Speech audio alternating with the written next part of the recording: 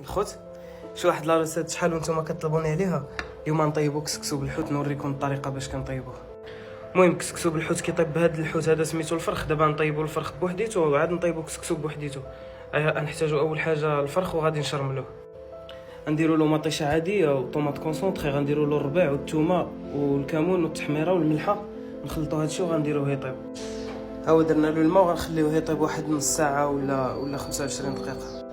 بالنسبه للكسكسو كنديروا فيه واحد المطيشه وواحد البصله، كنديروا فيه السكينجبير والبزار والخرقوم. صافي غنفورو كسكسو، غادي نقليو هادشي وغادي نديروا الخضره كل وحده والنوبه ديالها. شو اللي عنده السمن يستعملوا، اللي ما عندوش يستعمل واحد الطامه. صافي الخوت على ما يطيب كسكسو نوريكم بوتشي وصحابو.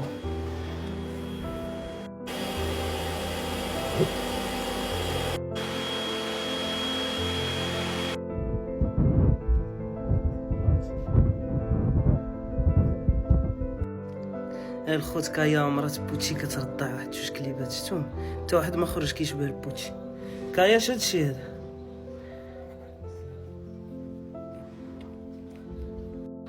هاو الخوت الحوت طاب، غنخليو شويه ديال لاصوص فيه. غنحيدو دابا الحوت، وفاش غنكونوا نديرو اخر تصويره اللي هي دابا، غادي نخويو دابا داك لاصوص ديال الحوت هنايا وغادي نفورو كسكسو ونصرفو. صافي هو الخوت كنديرو الحوت هنايا، وشو ها هي المريقه ديالو كي جات. صافي دابا غير نسقيو ونديرو الخضره وصافي وهي الماكله واجده. صافي ها هو الريزلطا فينال الخوت من بعد ما سيرفينا. هادي نديروها بوحديتها، وهادوك اللي كانوا كيطلبوا بلا ريسيت ها هي لا ريسيت. المهم راه كتجي ممتازه وبصحه والراحه.